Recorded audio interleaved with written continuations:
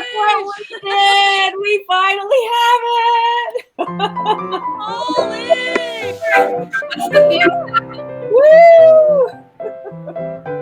We did it! Oh my gosh. It's really happening. No chicken because we have a book. We have a real live book. It's heavy. It's heavy. All right, Deborah, back. Look, everybody a book. You have to move me back, otherwise I have to shrink about 2 feet. Let me see if I can put you back the way we were. Here's the way we were. I can stand up. The way we were. Yeah. Authors, how's it going? Published authors. What can I say? That's a great new groundbreaking book. Where is it? right here. We did it. We did it. It's an actual reality. And it cannot be emphasized enough how much your contribution to this, Hollie, helped us get there. So please accept this grand gesture of thanks from us publicly. Because you just, I mean, you did so much, you know. And also everybody out there, everybody who's watching. There are many Hollie's homegrown recipes in here for you to enjoy with her herbs and seasoning salts and all the great stuff. So, you know, it's going to be in the Hollie's Homegrown store. We're going up there in November to do book launch in Northern California. We haven't decided the date yet. We'll pick the date, and we're going to do a huge party. I was just thinking this morning when I saw your guys' video and I was crying because it was so fun. That I was like, I remember Lisa calling me and telling me she could not cook another thing. Do you want to have, like, this is like, you guys have been cooking like 90 days in a row and it was locked down. And she's like, do you have any recipe ideas? She's like a drug dealer. What do you got? I remember I was like, do you want to go on Tuesdays? Tuesdays could be your day. Please get on because Deborah and I need a break. And I was like, sure, I'll do it. And I did not think that we'd be here. Did any of us think it was going to go this way? I mean, we were just out there helping people make food. And coping with the horrible, you know, situation of our world. So I'm so happy that something so wonderful came out of something so not wonderful. Yeah, incredibly difficult. Yes. Yeah, and that, you know, it was something, even when I look back and watch those videos now, it was a really heavy time. I mean, we were scared and struggling, and, you know, lots of things were happening politically that were scary too. And it was just a culmination of a lot. I think it just something about the togetherness of it was really, I know it was helpful for me, and I know it was helpful for so many people. So bravo to you guys. Bravo. Thank you. And I'm just could not be more excited. So Thank you, Hollie. I'm going to sleep with my book tonight. I guess. Put some let it go. Let it go. It's like Seamus with the Thomas trains when he was little. Okay, can you let go of that now? Can you let go? No. Death grip. I know. Well, it's a huge deal. It's a really big deal. Yeah. Huge, enormous. So it's just it's so exciting. So yay. So what's your huge deal on the counter I see? Yeah. What is that little jar of specialness? Here we go. Here's the product placement. Still, speaking of COVID, we are still dealing with supply chain issues with purchasing glass. They still haven't figured it out. So this is a new glass for us for our. So many of you have heard of Herbes De Provence, right? Herbes De Provence. For those of you that haven't heard of it, is a blend of herbs from the southern and central part of France. And if you've been fortunate enough to be there, which luckily we all have, it's basically heaven on earth. And the mountains are rolling hills, and there's grapes and olive oil and lavender and rosemary, and you just sort of skip along with your basket, and it's all fabulous. So when I wanted to come up with an Herbes de Provence blend, but of course with a California kick since I grow it all here, right out there in the yard back there. And so we call it Herbes de la Marinda. La Marinda is the name of the 3 cities that are it's Moraga, Lafayette, and Orinda. And so this is our version of it. Oh, nice. Yeah. So this herb, and actually the funny story. I was just speaking to the Moraga Garden Club a few days ago, and I did a little homework because we were talking about Herbes de la Marinda and Herbes de Provence, and that in France, Herbes de Provence was not a thing. Everybody's grandmother had their, blend of herbs from the mountain behind them or the valley below or whatever in their backyard and what they grew, but it didn't have a name. And really, Herbes de Provence, all it means is herbs from Provence. From the area. So what in the 70s, I guess, they were getting more tourists and they decided they needed to market it more. And the region's really known for its lavender, culinary and for bath and body products. And so they decided to call it something and then package it. And of course, it was a subsidiary of McCormick, an American company, because Americans, we gotta package it and sell it. I did not know that. I know. It's fun facts. I'm breaking fun herb facts. So McCormick put together this herb blend that was, traditional to all the herbs that were there, the basils, oregano, tarragon, all those things, packaged it, and they added lavender to it. So, most French people from Provence did not add lavender to their blends, but they added lavender because the region was known for lavender, and they thought, well, if we don't add lavender, then it won't have this sort of Provence tourist thing to it, because the tourists associate the region with lavender. So that's lavender and Herbes de Provence. So anyway, that's the story. That's the story. So what you're trying to tell me right now is the ceramic little thing with the top that had the black handwriting, Frenchy Herbes de Provence, was made by McCormick? Well, the idea to package it was, yes. And the motivation behind selling it as an item from the region was an American. Wow. Well, that's not awful. That's actually good. And people, look, it's not awful, but I grew up thinking that was a French product. I did not think it was an American product. Well, it is a French product in that it is. Regionally, it's something that they've always done, and but everybody had their own version of it. It wasn't it's like curry. That's the same as curry. It's the same curry. I mean, there's a million different. It's like in New Mexico with the chilies. There's everybody's got their own sauce that they make from it, and a special recipe. So anyway, so my version here, we omitted a few of the traditional things that they do in France, like the tarragon. But I do rosemary, parsley, a little bit of sage, savory, which is an herb, even though it's called savory. It's a horrible name for an herb, but it's called savory.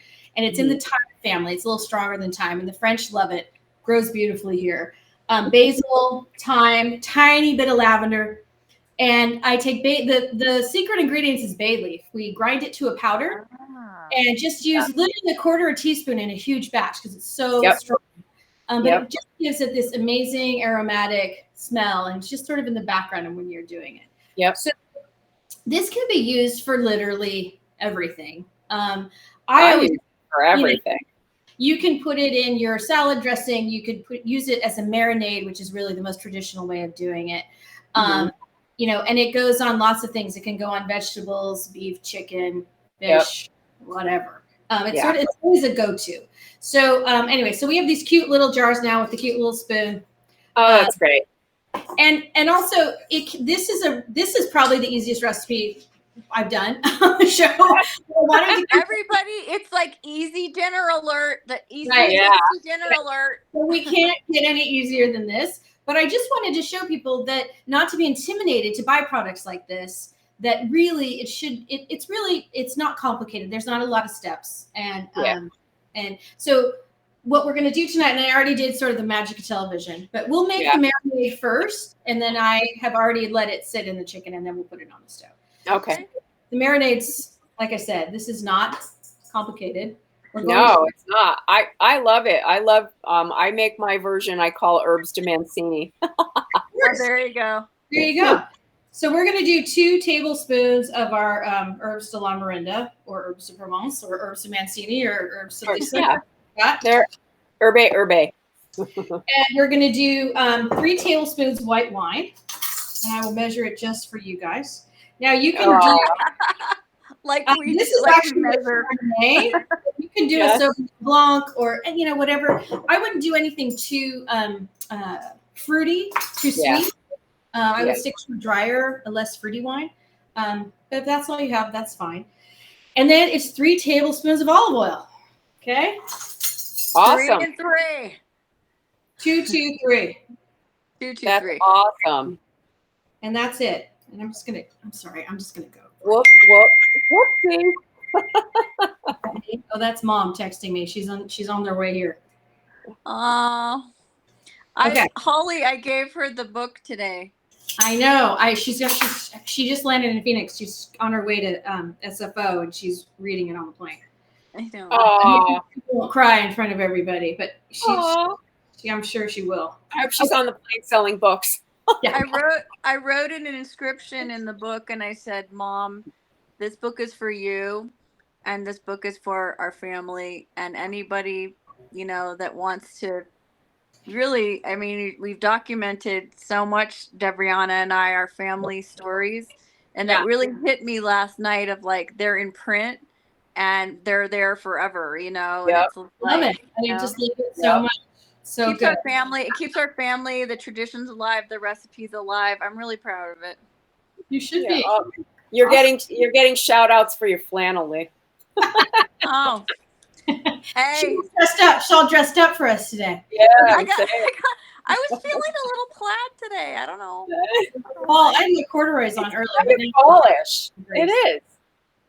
All right. So as you can see, it just is not going to get any easier than that. Then you're just going to whisk it. Those 3 ingredients. And then you're going to pour it over your chicken. And let it sit on the chicken or whatever it is you're doing for at least 20 minutes. So this, voila, has been sitting for 30 minutes. Voila. And voila. Did you put any salt in there, Hall? No, so I waited until now. It's actually, I once I marinated it, I then put the salt on. I didn't put the salt in the herbs. So because people don't, one of the reasons why we get a lot of people that buy our herbs blend because they don't want salt. Our seasoning salts are by far the most popular thing we sell, but some people are trying to cut back on their sodium intake. And so I did it without first for those that aren't going to be adding salt. Okay. All right. So as you can see, they're getting nice. They look really nice and they're getting marinade. And then we're going to, so there's a couple ways you can do this. You can throw these on the grill right now. You could bake them in the oven in this, in like a, baking dish like this. But my favorite way to do it is to cook them on the cast iron and get them nice and golden brown on each side, and then finish them off in the oven for about another 10 minutes. Because when you're doing chicken breasts, they are kind of thick. And if you don't pound them out to make them thinner, you do need to cook them a little longer. And I find if they stay in the cast iron too long, the chicken breast, if you're doing chicken thighs, you probably wouldn't have to. That's a whole other story, yeah. But chicken breasts, which are very popular and most people eat, that's why I chose to do it. Do that top part of it is pretty thick, and the last thing you want to do is not have your chicken be cooked all the way through. So if you put it in the oven for another 10 minutes, it'll ensure that all gets cooked, and when you take it out, it'll still be nice and juicy. Slice it. So we're gonna. What kind of salt are you gonna put on your salt? I just put on our just regular sea salt. We have a couple Himalayan. We have a flake salt, but I would do just a sea salt or a Himalayan. You don't need a lot. And then I also put a little fresh ground pepper because I really love pepper. So I put a little bit. Yeah. People are raving about your vinegars and salts right now. Yay! Hey. Thank you. They're so amazing, and it's just like what blows my mind is. I'm going to put these in the hot cast iron. Different seasoning salts and herb can just make a dish. And, like what you're doing right now, if you didn't put any of that on there and just did it with like oil and salt or something, it would not be the same. And I like to put a little bit, we're going to put a little bit of the marinade in the pan. But then you're going to want to wash this because it has all of the raw chicken stuff. So you can't use that again. Okay. Oh, look. Yes, I just put Hollie's Homegrown. Are you shipping stuff, Hollie, yet? You can get all this online. You can get All right, there it goes. There it goes down there, people. So I'm going to move it over here to this burner because this burner is not working. We're moving it over there. So so we're going to let it brown. And with cast iron, remember, it's always really important to let your cast iron pan get hot first. So turn on the heat, add your oil, let it get hot, and then put your food on. So we're going to let the chicken sit there. So I was thinking of what could go with this. Honestly, anything. You could put this chicken. You could slice it and put it in a salad. You could put it on rice. You can put it on potatoes. You could put it on roasted veggies. So much zucchini right now. So what I made, again, magic television, was voila! Wow, you did your mise en place today. So the actually I'm gonna get this one. This is my doggy pod holder. I think one of you gave this to me. Did one of you give this to me? So Bella's favorite is rice pilaf.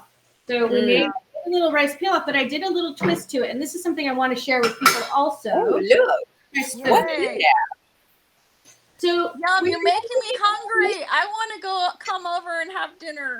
I know. I'm telling you, when those combination of herbs hit this cast iron, it all of a sudden smells so good in here. Yeah, right.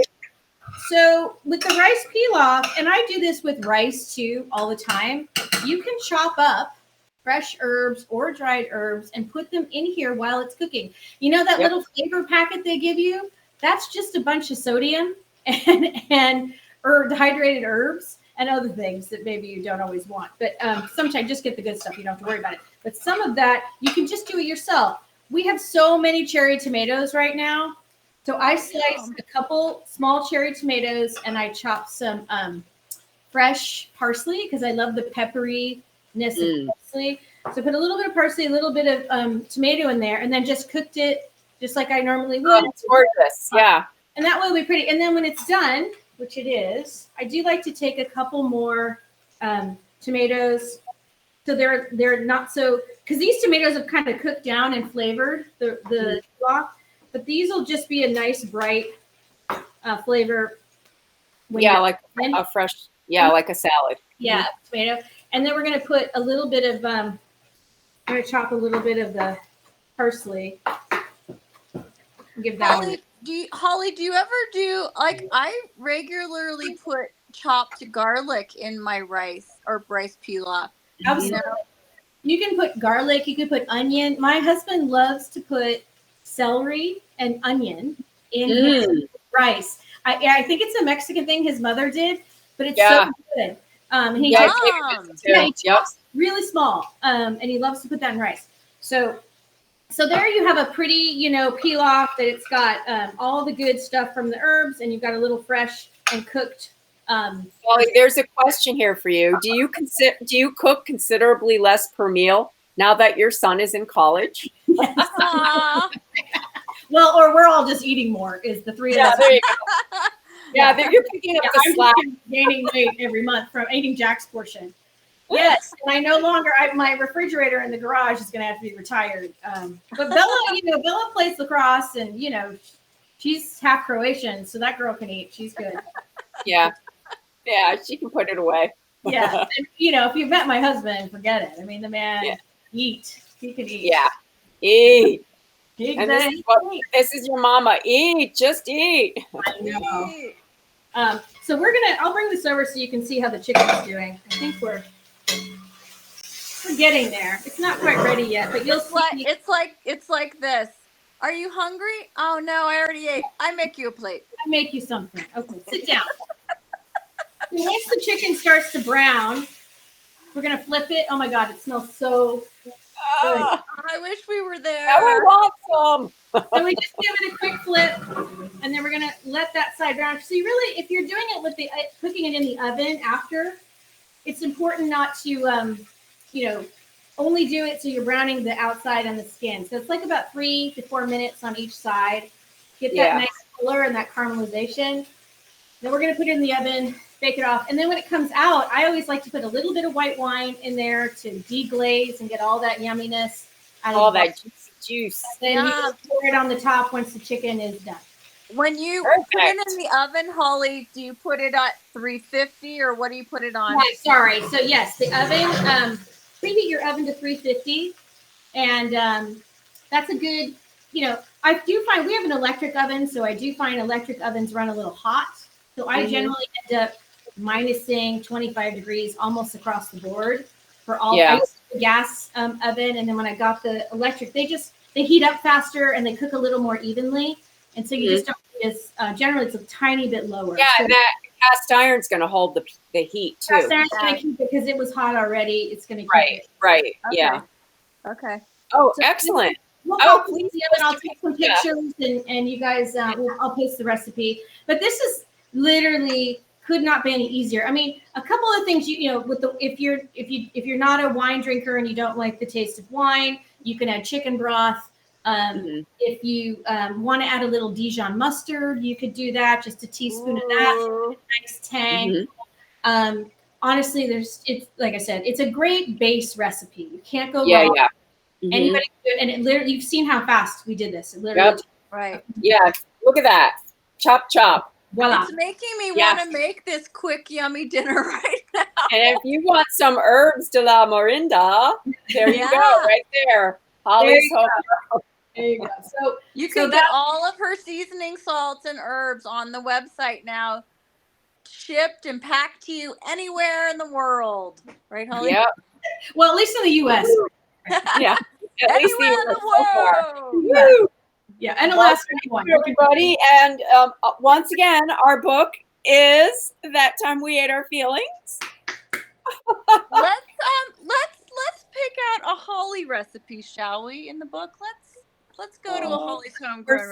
We're so very excited, and we just want to thank everybody who's been participating in our GoFundMe to help us promote our book. Because Lisa and I've been out of work for quite a while, and we really appreciate our guardian angel out there and all of the folks who've donated so far. And I had a little setback last week, but I'm now, and the apron will be coming. Yes. So I want to point something out on page 192 of the main courses, vegetarian fish and eat your meat section. Eat your meat. Hollie has a rack of lamb with herb honey glaze recipe. There you go. My favorite. I'm so glad to eat it. I'm so glad. It's so yummy. It's so yummy. But she's talking about a lot of the same things in here with fresh herbs and her honey deglazing and the rack of lamb. You can't go wrong with that. So delish. Anyway, she's got a lot of recipes in there. Thank you, guys. Thank you so much. I really appreciate it. And we're excited. We're excited to share it all with everybody. And I hope people continue to get inspired by, just feeding themselves and their families and not feeling intimidated and you can do it. If we can do it, you can do it. That's right. Right. So I think that, don't stress out. My favorite part of the book are the titles of the recipes. They just absolutely howl with laughter every time I read them. It's our little wicked sense of humor. No, it's awesome. People do laugh. Morse was really cracking up last night. And I'm like, don't you remember when we were writing this? He's like, I just forgot how funny these were. They were. Well, we were all a little stir crazy, A little bit. It's just like, that slapstick, like, hey, Yeah. But it really, oh my God, it's completely inspiring. And it makes me just so proud of you guys. And thank you. We're so excited. Thank you, everybody. You can pre-order now. And also, if it would really help us if you guys watching would like and subscribe to our video on YouTube. It's really important for us. And we would so appreciate that. Yes. And Hollie will post this on Corona Kitchen probably tonight because she's going on vacation. Yeah. Yeah. Oh, awesome. Yeah. And Kelly will be here next week. So show next week. We'll have a special show next week. It'll be fun. We have a really special show next week with 2 special guests, and we're doing Yeah. something we've never done before next week. So Yeah.